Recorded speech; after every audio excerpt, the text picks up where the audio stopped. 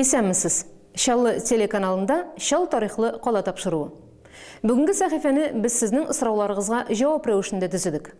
Тагын берничә көннән татар халкының мәшһүр улы, якташыбыз Илһам Шакировка 70 яшь тула. Күп кенә шәһәрдәшләребез җырчының туган авылы Яңа Бүләктәге музей йорты язмышы белән кызыксынып безгә шалтыраттылар. Кичә безнең иҗат төркеме җырчының туган авылында, Тукай районының Яңа Бүләк авылында булып кайтты. Шаллы Сарман юлының 30-нчы чакрым тирәсендәге бу күрсәткечкә юлчылар игътибар итмәй калмыйлардыр. Татар халкының горурлыгы җырчы Илһам Шакировның туган җире шушыннан башлана. Иске Теләнче авылын узып, Яңа Бүләккә юл алабыз. Халкыбызның сайрар кышы, моң шишмәсе Илһам аганың туган авылына. Гыйльметдин абый белән Нуриясин апа Шакировларның нигезе. Булачак җырчы менә шушы агач йортта үскән. Хәзер бу нигездә яңа йорт тиргизеп, Илһам Шакировның әнисе Кыяметдин ага гомер итә. Моннан берничә ел элек Яңа Бүләктә мәшһүр якташлары хөрмәтенә мәктәп белән янәшә 2 катлы таш йорт салып куйдылар. Илһам Шакировның иҗат йорты дип исемләделәр аны. Туган якларына кайткан чакта җырчы анда рәхәтләнеп ял итеп, халык белән очрашсын, саф һавада хәл җыйсын диделәр. Шунда ук Илһам Шакировның музее да урнашырга тиеш иде. Менә бу кадрларда сез иҗат йортын ачу тантанасын күрәсез.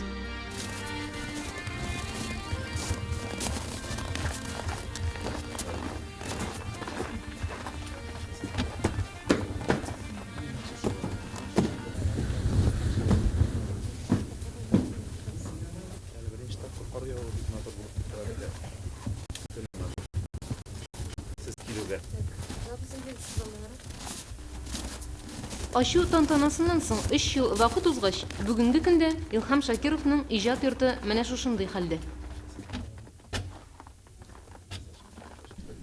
Илһам Шакиров музей йорты төзү инде ул безнең районнан чыккан инициатива дип әйтергә мин. Элеккеге хакимият башлыгы Васил Гарипович аның туган авылында бер йорт төзеп куйсак, бик зур истәлек калдырырык аның эчендә дип әйткән иде.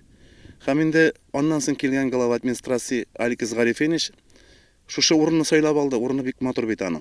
Элекке вакытта монда детдом булган. Аннан соң инде хәзерге вакытта мәктәп. Шушы планда төзелә башлады Илһам Шакировның иҗат йорты. 2001 елда иҗат йорты инде төзелеп бетте. Илһам Шакиров үзе монда чакырылды. Шулай ук культура министры Илдус Габдрахманович та шушы йортны ачу тантанасына килде, шушында катнашты, ялкынлы чыгышлар ясалды. Һәм инде 2002 елның Сабан туена бу музей тулысынча ачылыр дигән фикер белән яши башладык. Ләкин заманалар үзгәрде, бәлки финанс кыенлыклары тугандыр. Шуңа күрә дә музейны алга таба төзү эшләре туктатылды. Бина үзе әзер. Хәзер монда ичке бизәлеш һәм җиһазландыру эшләрен генә башкарасы калган. Хәзерге вакытта төзелеш эшләре беткән дип әйтергә була. Без инде авыл советы рәисе Мансур Сахаветдинович белән газификация буенча шөгыльләнәбез. Газ хәзерге вакытта музейга килгән. Ә инде иштәге төзел оформление эшләренә килгән вакытта моның белән шөгыльләнәсе иде безнең Үзәк музей республиканың. Үзәк музейдан килделәр.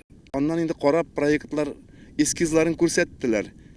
Ләкин хәзерге вакытта мин әйтер идем, районның гына бу хәтле чыгымнарны күтәрергә мөмкинлеге юктыр.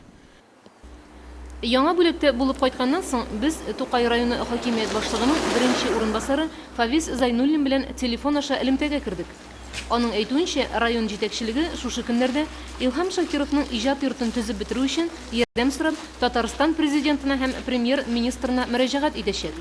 Эшләрне тәмамларга 1 миллион сум тирәсе акча кирәк икән.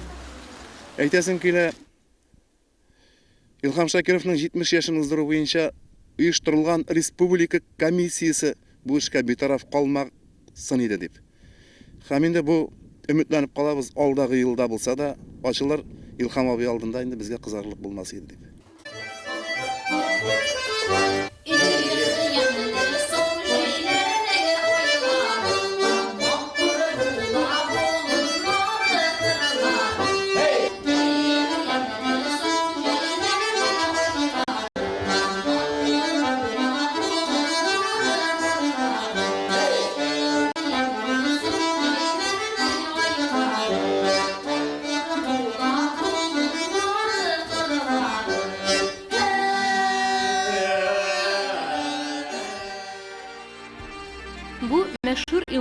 Шакировның кечкенә якташлары, Яңа Бүләк авылының яшь җырчылары.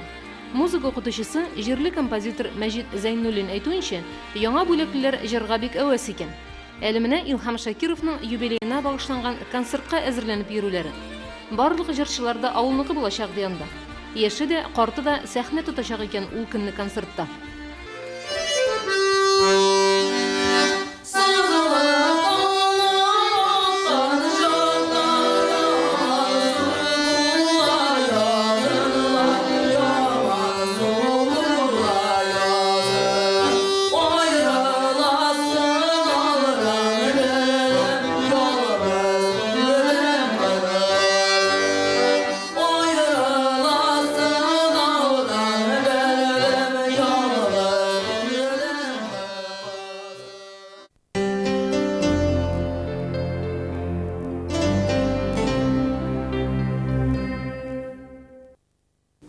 Февральдә татар халкының каһарман улы шагыйрь Муса Җәлилнең туган көне. Тагын бер елдан халкыбыз аның 100 еллыгын билгеләп үтәчәк. Хәзерге көндә республикада әлеге зур датага әзерлек эшләре бара. Безнең шәһәрдәшләребез арасында да Муса Җәлилнең иҗат һәм тормыш юлын тирәнтен өйрәнүче кешеләр бар. Хәзер сез шуларның берсе белән танышырсыз. Ул Муса Җәлилнең укытучысында укыган. 1966 елда шагыйрьнең шигырьләрен тоткынлыктан алып кайткан Андре Тимерманс белән очрашкан. Һәм Муса Җәлилнең хатыны Әминә апа белән, кызы Чулпан белән очрашу бәхетенә ирешкән кеше. Хаҗар апа Гәрәева менә 50 елга якын инде чаллы балаларына татар теле һәм әдәбияты укыды. Ана телебезнең сакчысы дияргә була аны. Татар әдипләренең иҗатын пропагандалауга зур көч куйган мөхтәрәм укытучы Хаҗар Фәрди кызы. Габдрахман Әбсәләмов, Хәсән Туфан, Сибгат Хаким кебек олуг каләм осталары белән очрашу хатирәләрен саклый ул йөрәгендә. Әле Чаллының үз язучылары булмаган заманнарда ук Хаҗар апа чакыруы белән безнең шәһәргә Казаннан бик күп шагыйрьләр һәм әдипләр килгән. Муса Җәлилнең үзен күргәне булмаса да, аның белән бәйле истәлекләре бар Хаҗар апаның. Казан педагогия институтында Җәлилнең укытучысы Маһинур Зайнуллинадан дәресләр ала ул. Менә бүгенге дә хәтеремдә, 3нче курста укыганда 56 елның язы иде ул, апрель азаклары. Кыш тоткандай ышып килеп керде Маһинур апабыз. Инде өлкән яшьтә иде инде ул. Яшьләр, балалар ди, минем бүген бик шатлыклы көнем. Мин үз колагым белән тыңладым. Минем элекке укытучым, Муса Җәлилне һәм башка бик күп татар халкының күренекле кешеләренең реабилитацияләнүен диде. Һәм безгә аның хат ташышы дигән поэмасын күрсәтте. Теге репрессияле елларында үзе дә соңыннан белдек инде репрессияләнгән кеше хатыны булганын. Шул Маһинур апа аның хат ташышы дигән поэмасын күрсәтте, китабын кичкенә генә. Анда хөрмәтле Маһинур апага тирән ихтирам белән дип Җәлил дип язылган 40нчы елны бүләк ителгән китап иде бу. Аннан соң Җәлил турында беренче хәбәрләр матбугатта чыга башлады. Менә хәзер менә газета киосклары бар бит урамнарда. Шунда киоскта һәрбер газетта Муса Җәлил турында хәбәрләр, аның шигырьләре, аның ничә ел онтылуда булып, әсирлектә дип саналган инде, онтылуда булган елларын инде киридән кайтарып, аның шигырьләрен, әсирлеккә язган шигырьләрен газетка чыгара башладылар. Ул кишер илем, ышанма һәм башка шигырьләрен без инде җылап тыңлыйдык. Һәр газет киоскы янында аны алган халык җылап басып укый. Менә шундый заманга туры килдем мин. Муса Җәлилнең укытучысы Маһинур Фәйзуллина югары уку йортында иң беренче татар мөгаллимәләреннән була. Икенче мәктәп укытучылары чакыру буенча безнең Чаллыга да килгәне була аның. 1966 елда ул район мәдәният йортында татар мәктәбендә Җәлилнең 60 елгына багышланган бәйрәм кичәләрендә катнаша. Шул елны Хаҗар апа Гәрәеваны Казанга шагыйрьнең беренче юбилеена чакыралар. Шунда Җәлилнең тоткынлыкта иҗат иткән шигырьләрен иреккә алып чыгучы Бельгияле Андре Тимерманс белән очраша ул. Беренче мәртәбә шушы Тимерманс перронга килеп төште. Шул чакта бик тә минем гомеремне онтылмаслык тәэсир калды. Бөтен кунакларны җыеп алып бардылар да көтеп торабыз бит инде. Ипләп кенә вагоннан төште дә бу. Мин инде күбрәк әйбәтрәк күрим дип якынрак торганмындыр. Иң беренче булып миңа кулым бирде бу. Менә мин аның белән гомер буе теге горурланам, балаларга да шаярып та, мактанып та сөйлим инде. Шуннан соң бик күп төшерәләр буларны, инде репортерлар, инде дөнья чатыр-чатыр килеп тора. Хәзер инде буларны гостиницага дип алып киттеләр кунакханәгә. Булар алданрак бара, без алардан калмашка тырышып тезелеп барабыз инде бөтен Татарстаннан җыелган кунаклар. Хәзер бергә урнашып тордык. Шунда дидем бит инде бик тә күп төшерделәр буларны. Хәзер инде тантаналы кичәләрдән соң булар белән рәсемгә төшергә керсәк, Тимерманс бик кызык кына әйтеп куйды. Безне бик күп төшерделәр. Әле фотоларын китереп биргәннәре юк. Безгә дә булыр микән дип. Булыр дип вәгъдә бирдек тә, һәм мин инде алар китеп баргач, фотоларны җыеп алып, Әмин апага җибәрдем. Менә 20 елдан соң очрашкач ямадан Әмин апалар белән шушы искә алдылар җибәргәннәр Тимерманска безнең истәлекләрне. Бу фотоларда без Казан вокзалында Тимерман Сәманың хатынын Әминә һәм Шулпан Җәлилләрне каршы алу мизгелләрен күрәбез. Менә бусында Шулпан Бельгия кунагына рәхмәт белдерә. Шунысы да игътибарга лаек. Бу тарихи фотоларның барысында безнең якташыбыз Ватаным Татарстан газетасында 45 ел фотохәбәрче булып эшләгән Медхәт ага Шакирҗанов төшергән. Муса Җәлилнең 60 еллыгына багышланган тантана шагыйрьнең исемен йөртүче опера һәм балет театрында үтә. Анда илнең төрле почмакларыннан күренекле язучылар катнаша. Андрей Тимермансның сәхнәдәге чыгышы ул вакытта магнитофон тасмасына яздырылмый кызганычка каршы. Ә менә Хаҗар апа Гәрәева ул сөйләгәннәрнең сүзен сүзгә язып ала һәм бу көнгә кадәр саклый. Батиев соңгы йомгаклау сүзе алды да Тимермансны бүләкләде. Верховный Совет исеменнән, Президиум исеменнән медаль за отвагу, батырлык өчен медале тапшырды. Аннан соң Тимерманс соңгы сүзен әйтте, кыска гына әйтеп, менә мин аны шулай ук язып алганмын, алдым инде, менә үземнең анда язганнарымны тәрҗемә итеп, русча сөйләде бит инде аның тәрҗемәчесе. Менә бик шибәр тәрҗемәче иде. Хәзер менә шундый сүзләр әйтте ул. Тимермансның чыгышы, дамы и господа, дип башлады ул сүзен. Сөйләү минем эшем түгел, шунлыктан сүземне кыска тотам. Кунакчылык һәм бүләк өчен сезгә рәхмәт. Бу тантанада Җәлилнең исән булмавына мин бик үкенәм. Менә бүген үзе булсын иде ул. Мин аңа шагыйрь буларак түгел, кеше буларак бәя бирәм бүген дә ди, элекке кебек. Җәлил турында сөйләргә хакым бар дип саныйм диде. Мине аның белән язмыш төрмә камерасында очраштырды. Татар халкының бөек шагыйре икәнен дә ул миңа үзе әйтмәде. Шундай мәхәббәт театр бинасында як-ягына карап әйтә ул аны. Шушындай ул бит инде безнең дөньяда юк дип сөйләшәбез, горурланабыз бит инде опера театрын. Аның исеме белән йөртелүен, Җәлил исеме белән йөртелүен шушы мәхәббәт бинаның мин әле белми дә идем ди. Ул бик тыйнак кеше. Бик тыйнак булып хәтеремдә калган. Миңа ул вакытта 22 генә яшь иде әле. Җәлил миннән күпкә зур, олы йөрәкле, ярдәмчел кеше иде ул. Кешелекле кеше иде. Мин аның шул кешелеклелек дигән асыл сыйфатын очрашуыбызның беренче көндә үк аңладым. Минем белән соңгы кисәк икмәген бүлеште ул. Камерага керүгә, уртача гәүдәле, хәрәкәтчән, күзле, чәче агара башлаган кешене күрдем диде. Безне авырлыклар, михнәтләр бик якын айтты. Башта рәсемнәр, жестлар аралаштык. Рәсем ясап күрсәтәйдек бер-беребезгә ди. Бик ашыйсым килә иде минем ул көнне. Әле мин ул чакта бик яшь идем, миңа 22 генә яшь иде ди. Хәзер безгә берәр кисәк икмәк бирделәр. Ди. Хәзер кич белән инде мин аны ашыгып кына ашадым да ди. Кич белән ачлыктан эчем бик авырта башлады. Шул чакта миңа Муса үзенең кичкенә генә икмәк кисәген, калган кисәкнең яртысын сындырып бирде ди. Ул узаграк торгач, камерада инде төрмәдә тоткынлыкта дөресрәге ипине ашлауның рәтен белгән. Ул кисәкне бер эштән гына түгел, бүлеп, эшкә бүлеп куя торган булган ди. Хәзер яртылар сындырып миңа бирде. Бу инде чын мәгънәсендә кешелекле иде. Моны үзе шул хәлдә булган кеше генә аңлый аладыр, ди. Чынлап та шулай бит инде. Башка интеккән кеше генә аңлый аладыр бу хәлне, ди. Бер-беребездән шикләнүләр әкренләп бетте.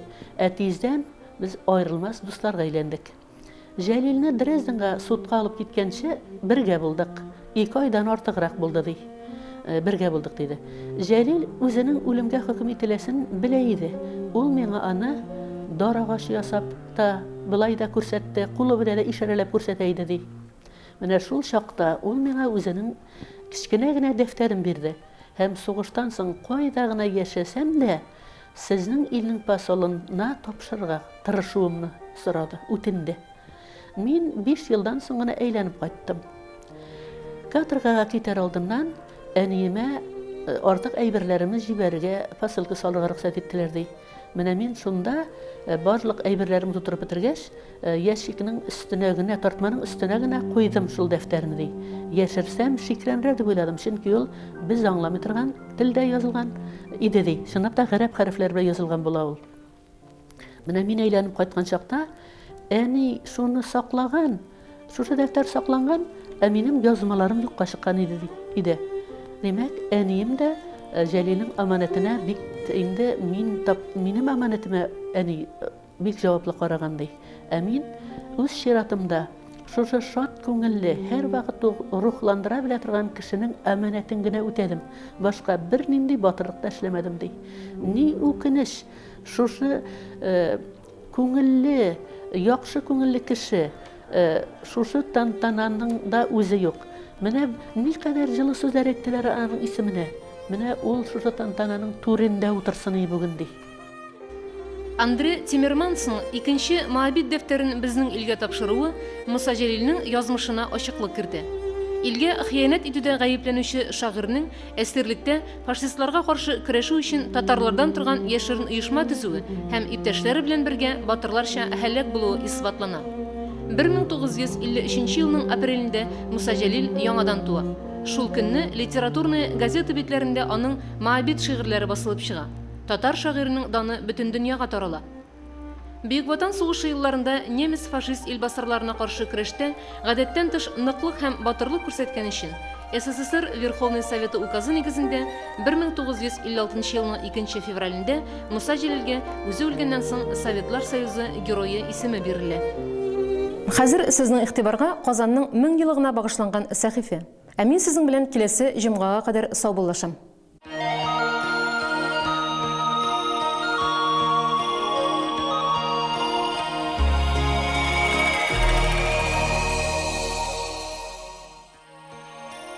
Кремль калкулыгының иң бийек ноктасында бик күп серләр яшереп саклый торган мәхәббәт корылма бар. Башкалабызның үзенчәлекле бер символы борынгы архитектура истәлеге Сөембикә манарасы ул. Бийеклеге 58 метрдан арткан әлеге корылма үзенең вертикаль күчәреннән 2 метр чамасы көнчыгышка авышкан. Алып баручы манаралар саны дөньяда 40лап кына, һәм безнең Сөембикә шуларның берсе. Шушы үзенчәлек аңа тагын да серлелек өсти һәм бөтен кешенең игътибарын җәлеп итә. Сөембикә манарасы турында халкыбыз матур-матур легендалар калдырган. Менә аларның берсе. Имештер, рус патшасы Явыз Иван Казанны басып алырга килгәч, Сөембикә ханбикәнең гүзәллеге, чибәрлеге турында ишетеп, аны хатынлыкка алмакчы була һәм яучылар җибәрә. Горур һәм акыллы ханбикәбез әлеге тәкъдимнән баш тарта. Ачуы чыккан рус патшасы сугышчылар белән Казанны камап ала. Сөембикә хәйлә кыра. Әгәр дә 7 тәүлек эчендә Иван патша 7 катлы манара төзеп куйса, кияүгә чыгарымны аңа ди. Иван риза була һәм төзелеш эшләре башланып китә. 7 тәүлек дигәндә манара әзердә була. Шул вакыт Сөембикә манарага күтәрелә һәм рус патшасына бирелергә теләмичә иң бөек каттан түбәнгә ташлана. Шушы вакыйганы мәңгеләштереп, манараны Сөембикә исеме белән атый башлаганнар имеш. Халкыбыз Сөембикә манарасын үзенеке итеп саный. Хан заманыннан калган мөкаддәс бер һәйкәлебез дип кадерләп саклый. Аның янында рус яуларында һәлак булган бабаларыбыз рухына атап гыйбадәт кылына.